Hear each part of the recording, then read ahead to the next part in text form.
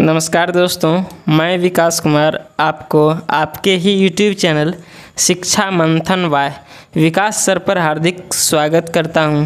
दोस्त, आज की इस वीडियो में मैं इंग्लिश की एक नई स्टोरी को लाया हूं, जिससे आप लोगों को मैं जो है सो इंग्लिश के ग्रामर रूल्स को बताएंगे, वोकैब को बताएंगे, इंग्लिश प्रोनाउंसिएशंस को बताएंगे तथा इंग्लिश सेंटेंस का हिंदी में अनुवाद करना अच्छे से सिखाएंगे। आज की जो स्टोरी है वो बहुत ही इंटरेस्टिंग स्टोरी है। इसे सुनकर आप सभी को बहुत ही आनंद आएगा और इसमें आपको बहुत सारे अच्छे लेवल के वर्ड मिलेंगे, तो आप उसे कॉपी में ज़रूर लिखिएगा। तो चलिए शुरू करते हैं। देखिए, सबसे पहले हम लोग स्टोरी का टाइटल को देखते हैं, उसके बाद स्टोरी को रीड करेंगे। टाइटल क्या है? टाइटल है जैक लर्न्स हिज लेसन। क्या है? देखिए, जैक एक लड़का का नाम है। लर्न, देखिए लर्न मतलब होता है सीखना। लर्न जो है सो ये वर्ब का फिफ्थ फॉर्म है। ये क्या है? मेरा वर्ब है। वर्ब का कौन सा फॉर्म है? फिफ्थ फॉर्म है। तो क्या हो जाएगा? Jack learns his lesson. Lesson मतलब होता है पाठ। लेसन मतलब होता है पाठ। तो क्या हो जाएगा? जैक लर्न्स मतलब जैक सीखता है। जैक सीखता है। हिज मतलब अपना, लेसन मतलब पाठ, अपना सबक या फिर पाठ। क्या होता है? सबक भी होता है या फिर पाठ कह सकते हैं। जैक अपना पाठ, अपना सबक सीखता है। हिज जो है सो पोजीशन है। क्या है? पोजीशन है। किसका? जैक का। इसका मतलब क्या हो जाएगा? जैक अपना सबक सीखता है। अब हम लोग देखते हैं स्टोरी को। स्टोरी क्या है? Once upon a time there was a small boy named Jack. देखिए, वंस अपॉन अ टाइम इसका मतलब होता है एक समय की बात है। यह एक फ्रेज़ है। वंस अपॉन अ टाइम एक फ्रेज़ है, इसका मतलब होता है एक बार की बात है। There was a small boy named Jack, तो क्या हो जाएगा? जैक नाम का एक छोटा लड़का था। देखिए, देयर का कोई अर्थ नहीं आएगा। देयर जो है सो सब्जेक्ट की जगह आया है ना, तो ये फॉल्स सब्जेक्ट हो जाता है, इसका हम लोग अर्थ नहीं निकालते हैं। तो एक जैक नाम का लड़का था। He was the only child of, क्या है? He was the only child. देखो, ओनली मतलब होता है केवल, तो ही वॉज मतलब वह था, द ओनली चाइल्ड मतलब केवल एक बच्चा, ऑफ हिज पेरेंट्स अपने माता पिता का केवल एक ही बच्चा था, है ना। सो इसलिए he had been pampered a lot of. देखिए, पैम्पर मतलब होता है लाड प्यार करना। तो सो इसलिए he had been pampered a lot of, इसीलिए उसे बहुत ज़्यादा लाड प्यार किया गया था। देखिए, ये जो सेंटेंस है ये पैसिव वॉइस में है, इसीलिए उसे बहुत ज़्यादा लाड प्यार किया गया था। वन डे मतलब एक दिन। He saw a boy. देखिए, ही सॉ, ही के बाद वर्ब की सेकंड फॉर्म में आया है। ये मेरा सब्जेक्ट है, सब्जेक्ट के बाद वर्ब की सेकंड फॉर्म में आया। तो ही सॉ उसने देखा, अ बॉय एक लड़का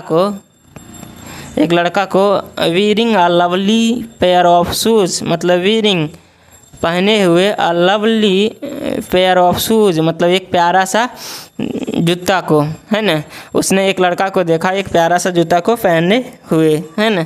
देखिए, वियर मतलब होता है पहनना, वीरिंग मतलब हुआ पहने हुए, है। देखिए, इसको मैं बड़ा कर लिया ताकि आप लोगों को अच्छा दिखे, इसीलिए। देखिए, he said to his father. देखिए, क्या कहा? ही सेड उसने कहा, टू हिज फादर किसको? अपने पिता को। देखिए, हिज आया है पोजीशन, किसके अनुसार है? ही के अनुसार। तो ही के अनुसार पोजीशन क्या आता है? हिज आता है। तो उसने अपने किसको कहा? अपने पिता को कहा, I want the same type of shoes. देखिए, क्या कहा? आई वॉन्ट मुझे चाहिए, the same type of shoes मतलब उसी प्रकार के जूते। उसने बोला, किसने बोला? वो बच्चे ने बोला, बच्चे का नाम जैक था। जैक ने बोला कि मुझे उसी प्रकार का शूज चाहिए। देखिए, जब भी कोई चीज़ है, जैसे मुझे पानी चाहिए तो आई वांट वाटर, तो वांट जो आता है वो चाहिए के अर्थ में भी आता है। जैसे मुझे पानी चाहिए तो आई वांट वाटर, उसी प्रकार से I want the same type of shoes मतलब मुझे उसी प्रकार के जूते चाहिए, है ना। बट लेकिन his father salary was just enough to manage the home expenses. देखिए, होम एक्सपेंसेस मतलब होता है घर का खर्चे, है ना। बट लेकिन हिज फादर सैलरी मतलब उनके पिता के जो सैलरी थे, जो उनके वेतन थे, वाज जस्ट एनफ मतलब केवल जो है सो पर्याप्त था, टू मैनेज मतलब चलाने के लिए, द होम एक्सपेंसेस मतलब घर के खर्चे को। उनके जो पिताजी का जो इनकम था, जो वेतन था, है ना, वो केवल घर चलाने के लिए ही पर्याप्त था, है ना। सो इसलिए he bought a pair of shoes which he could afford. देखिए सो इसलिए ही बॉट, देखिए ये बॉट जो है सो वर्ब की सेकंड फॉर्म है। ही बॉट उसने खरीदे, अ पेयर ऑफ शूज़ मतलब एक जोड़े जूते को, विच जिसको, ही कुड अफोर्ड मतलब जिसको वो खरीद सकता था, जिसको वो एफर्ट कर सकता था। बट लेकिन Jack did not like them, लेकिन जैक डिड नॉट लाइक मतलब जैक ने पसंद नहीं किया, देम मतलब उसे, जैक ने उसे पसंद नहीं किया, Suckling and without informing anyone. देखिए सल्क मतलब होता है उदास होकर, सल्क मतलब होता है उदास होना, तो सल्किंग मतलब उदास होकर, सल्किंग मतलब उदास होकर, एंड विदाउट इन्फॉर्मिंग और बिना कहे, इन्फॉर्म मतलब बिना सूचना दिए हुए, एनीवन किसी को भी, ही वेंट आउट वह चल गए, कहाँ, बाहर, वह बाहर चल गए, आउट मतलब बाहर, वेंट मतलब चल गए, तो वो बाहर चल गए, वह बाहर चल गया, ऑफ द हाउस मतलब घर के, वह घर के बाहर चल गया, एंड सेट नियर और बैठा, नियर आ शॉप एक जो शॉप है एक दुकान के नज़दीक, वह घर के बाहर चल गया और एक दुकान के नज़दीक बैठा, है ना।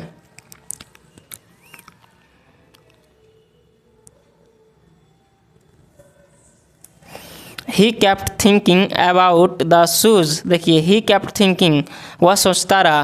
देखिए कभी भी हम जब हमारे ये केप्ट के बाद वर्ब का थर्ड फॉर्म आता है, इसका मतलब वो चीज़ लगातार है। तो ही केप्ट थिंकिंग वह सोचता रहा, अबाउट द शूज़ किसके बारे में, शूज़ के बारे में, जूता के बारे में वह सोचता रहा। जस्ट देन तभी, जस्ट देन मतलब होता है तभी, ही सॉ अ बेगर। देखिए ही सॉ उसने देखा, अ बेगर एक भिखारी को, the boy was shocked to find. देखिए द बॉय मतलब लड़का, वाज शॉक्ड हैरान हो गया था, टू फाइंड मतलब देखकर, क्या देखकर, डैट की, the beggar had no legs. देखिए क्या देखकर वो हैरान हो गया था कि डैट कि the beggar had no leg मतलब बेगर के जो भिखारी है उसका कोई पैर नहीं है, उसके पास पैर नहीं है ना। बेगर का जो भिखारी है उसका पैर नहीं है, इससे देखकर उसको हैरानी हो गया। He was wearing crutches. देखिए क्रचेज मतलब होता है बैसाखी। बैसाखी क्या होता है, जो विकलांग होता है उसके जो लाठी होते हैं ना, तो लाठी से जो सहयोग लेता है उसको हम लोग बैसाखी कहते हैं। तो ही वॉज वीयरिंग क्रचेज वह पहना हुआ था, क्या चीज़, क्रचेज को। किसको पहना हुआ था, क्रचेज को वो पहना हुआ था मतलब बैसाखी को पहना हुआ था। Jack realise. देखिए रियलाइज मतलब होता है एहसास होना। जैक रियलाइज मतलब जैक को एहसास हुआ, डैट कि he was lucky.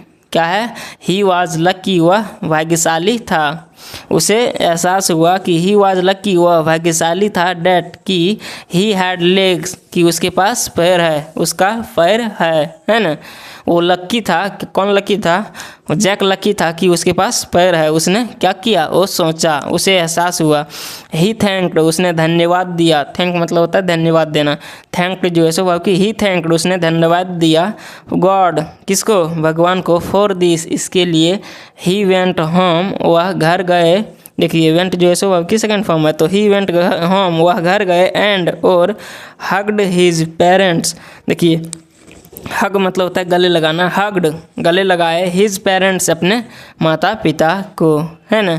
He never made demands after that day मतलब उस दिन के बाद वह कभी भी कुछ चीज़ का मांग नहीं करता था। वह उस दिन के बाद कभी भी कोई भी चीज़ का मांग नहीं करता था। अब हम लोग देख लेते हैं इसका मॉरल। मॉरल मतलब क्या होता है, शिक्षा। इस कहानी को देखने के बाद हम लोगों को इस कहानी से क्या सीख मिला। देखिए मॉरल क्या है, be happy with what you have. देखिए बी हैप्पी मतलब खुश रहो, विद से व्हाट यू हैव जो कुछ भी आपके पास है। देखिए जो कुछ भी आपके पास है उसी से आप खुश रहिए, ये सेंटेंस का यही मतलब है। तो दोस्त ये स्टोरी आप सभी को कैसा लगा आप इसे कमेंट में ज़रूर बताइए।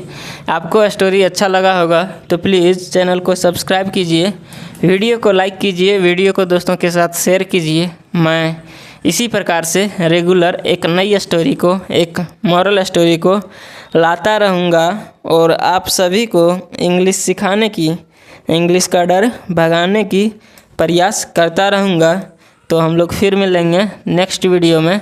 तब तक के लिए जय हिंद। अपना ख्याल रखिए, अच्छे से पढ़िए, ध्यान से।